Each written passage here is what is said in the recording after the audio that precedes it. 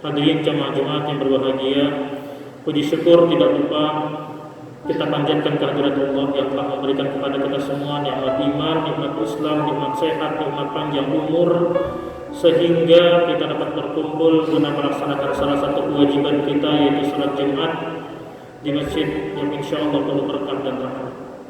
Selawat beriring salam semoga tetap tercurah limpahkan kehadiran junjungan Nabi besar Muhammad sallallahu alaihi wasallam yang telah membawa umatnya dari zaman jahiliyah kebodohan menuju zaman yang penuh dengan ilmu, pengetahuan dan teknologi. Khatib berpesan khusus untuk diri khatib pribadi dan umumnya untuk para jamaah. Yuk sama-sama kita tingkatkan ketakwaan kita kepada Allah Subhanahu wa taala. Hadirin jamaah Jumat yang dicintai Allah. Pada kesempatan yang mulia ini, khatib akan menyampaikan tema khutbah 4 ciri orang yang diharamkan oleh Allah Subhanahu wa taala tubuhnya tersentuh oleh api neraka.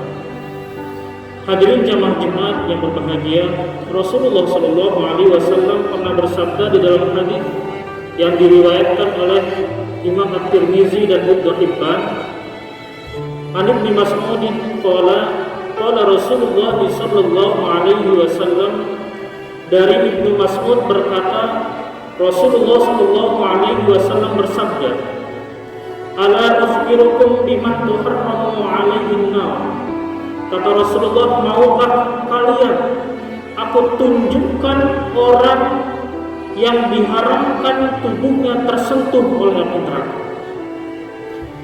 Qalu bala ya Rasulullah. Sahabat-sahabat menjawab, ya Rasulullah. Qala, Rasulullah berkata, Rasulullah bersabda, ala kulli hayyinin layyinin qaribin sahlin. Orang yang tubuhnya diharamkan oleh Allah tersentuh oleh api neraka adalah hayyin, layyin, qaribin dan sahlin. Hadirin jamaah Jumat yang diberkahi Allah, ini hadis luar biasa. Rasulullah ingin memberitahukan kepada kita umatnya bahwa ada 4 ciri orang yang tubuhnya diharamkan oleh Allah tersentuh oleh api neraka. Jangankan masuk ke dalam api neraka, tersentuh saja diharamkan oleh Allah Subhanahu wa taala. Siapakah orang-orang yang beruntung ini? Yang pertama, hadirin salat Jumat yang dicintai Allah, yang pertama adalah hayyin. Hayyin itu adalah orang yang memiliki ketenangan dan keteduhan lahir dan batinnya. Ciri-ciri orang ini, dia tidak mudah labil, tidak mudah marah, tidak gampang emosi. Oleh karenanya Rasulullah sallallahu alaihi wasallam pernah bersabda dalam hadis, "Laisa syadidu bis-sur'ah, innama syadidu alladhi yamliku nafsahu 'indal ghadab." Rasulullah bersabda, bukan dikatakan orang yang kuat adalah orang yang jago bergulat, jago berkelahi, jago berantem. Wa innama syadidul ladzi yamliku nafsahu 'indal ghadab, tetapi yang dikatakan kuat adalah orang, kata Rasulullah, yang dapat menahan dirinya ketika ia sedang marah. Muttafaqun alaih. Hadis ini diriwayatkan oleh Imam Bukhari dan Imam Muslim. Terdapat di dalam kitab Sahih Bukhari nomor hadis 6114. Mengapa Rasulullah mengatakan orang yang paling kuat adalah orang yang dapat menahan dirinya ketika ia marah? Karena betapa sulitnya menahan emosi. Karena sulitnya menahan emosi, maka balasannya bukan main-main, yaitu surganya Allah Subhanahu wa taala. Dan ini dijelaskan dalam hadis Rasulullah yang lainnya yang diriwayatkan oleh Abu Darda. Rasulullah bersabda, la taghdab walakal jannah. Janganlah engkau marah, kata Rasulullah, maka kamu mendapatkan surga. Rawahu At-Tabrani. Hadis ini diriwayatkan oleh Imam At-Tabrani. Lantas bagaimana ketika emosi amarah menghampiri kita?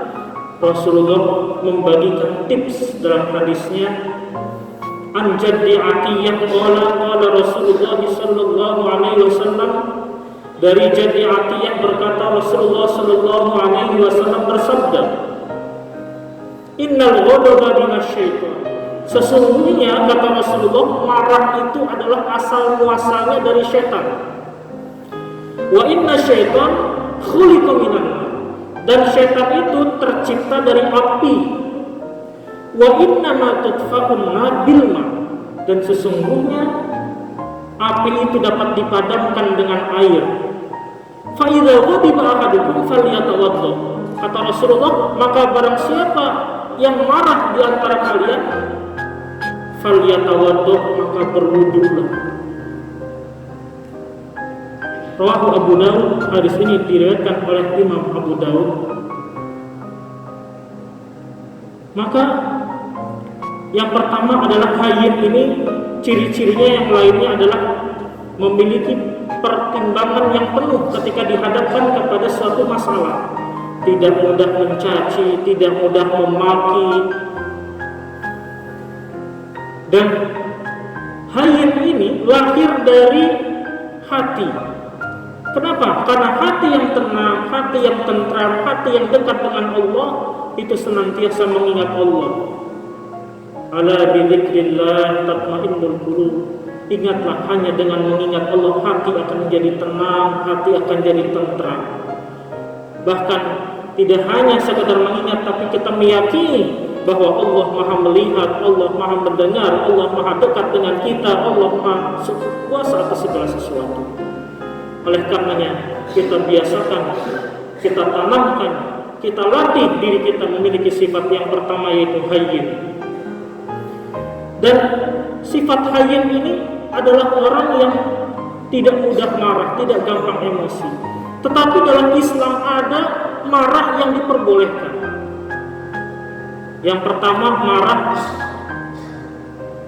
lillah, marahnya itu karena Allah. Ketika perintah Allah dilanggar, dia marah. Contoh, anak kita subuh susah dibangunin, tidak sholat subuh, kita marah. Boleh marah. Kenapa? Karena menegakkan ajaran atau perintah Allah. Yang kedua, marah diperbolehkan ketika kita melihat kemungkaran di depan mata kita. Itu boleh marah. Dan yang ketiga, kita boleh marah dalam menegakkan dan membela agama Allah, agama Islam, dan Nabi kita tercinta, Nabi besar Muhammad sallallahu alaihi wasallam. Minggu-minggu ini sedang viralnya seorang YouTuber, saya tidak sebut namanya, inisialnya MK. Dia terang-terangan di akun YouTube-nya menistakan agama Islam dan menghina baginda tercinta Rasulullah SAW. Maka kita boleh marah karena kita membela agama Islam dan baginda Nabi besar tercinta Nabi Muhammad SAW.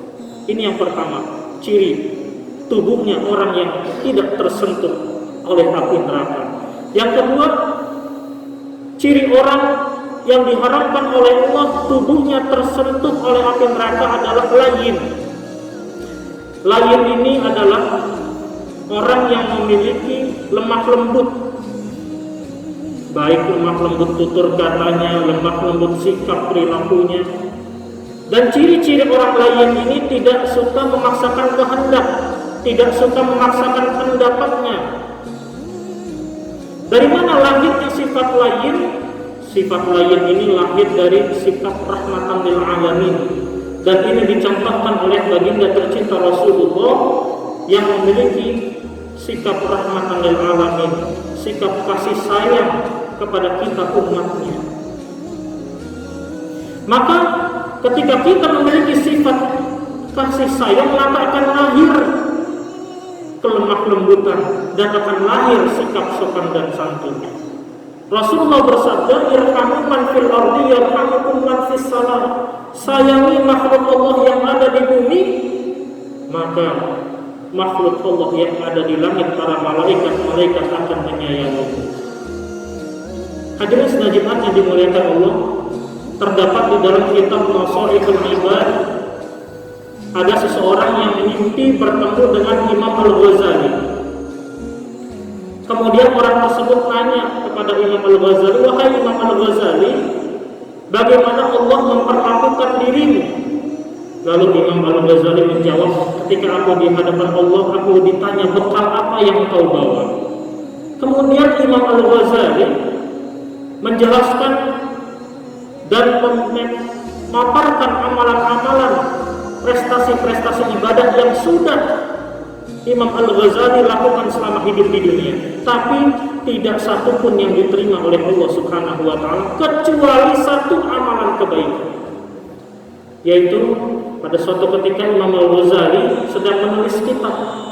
Lazimnya pada zaman dahulu menulis kitab menggunakan pena dari bambu atau kayu, kemudian ada tinta, mangkuk tinta dicelupkan, kemudian menulis. Ketika habis dicelupkan lagi ke mangkuk tinta, dan seterusnya. Di tengah-tengah asiknya, sibuknya menulis, datanglah, hinggaplah seekor lalat. Kemudian lalat itu minum, dan Imam Al-Ghazali membiarkan, mengizinkan lalat itu minum dari mangkuk tintanya sampai kenyang dan pergi dengan sendirinya. Kemudian Imam Al-Ghazali melanjutkan bahwa karena sebab kasih sayangku itulah Allah Subhanahu wa Ta'ala memasukkan ke dalam surga Allah Subhanahu wa Ta'ala. Peristiwa kisah dari kitab Nasaihul Ibad ini memberikan pelajaran kepada kita bahwa penilaian amal baik dan buruk, kecil dan besar itu adalah hak Allah. Kadang di mata manusia amalan yang kecil belum tentu kecil di hadapan Allah. Kadang amalan yang di mata manusia besar belum tentu besar di hadapan Allah. Karena penilaian baik buruk amal ibadah adalah hak prerogatif Allah Subhanahu wa Ta'ala. Yang kedua, kisah ini mengajarkan kepada kita bahwa kasih sayang itu tiada batas, bahkan kepada hewan sekalipun adanya. Karena kita tidak tahu kasih sayang yang kita anggap sepele tersebut dapat mengantarkan kita kepada surganya Allah Subhanahu wa Ta'ala. Masya Allah. Ini yang kedua, orang yang tubuhnya diharamkan tersentuh api neraka. Yang ketiga adalah qoribin. Qorib itu artinya akrab. Akrab itu artinya suka, mudah bergaul, menyenangkan, tidak cuek, tidak acuh. Ciri-cirinya murah senyum, tidak enak dipandang. Dari mana lahirnya sikap qorib? Lahirnya dari sikap tawadhu atau rendah hati. Maka orang yang memiliki sifat tawadhu atau rendah hati, maka dia akan nyaman dengan dirinya. Automatically orang-orang di sekitarnya pun akan nyaman bersamanya. Berbeda sebaliknya kalau orang yang tinggi hati, lawan daripada tawadhu rendah hati, tinggi hati, angkuh, sombong. Jangankan manusia, Allah sangat tidak suka kepada tipe orang seperti ini. Merasa dirinya paling penting, merasa dirinya paling hebat, merasa dirinya paling pintar. Karena Allah Subhanahu wa Ta'ala berfirman di dalam Al-Quran surat An-Nisa ayat 36, Innallaha la yuhibbu man kana mukhtalan fakhura. Sesungguhnya Allah tidak suka, Allah tidak senang kepada orang yang sombong lagi membangga-banggakan dirinya.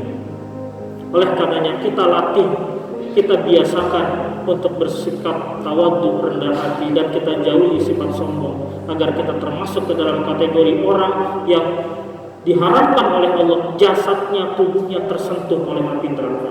Yang terakhir yaitu adalah sahlin.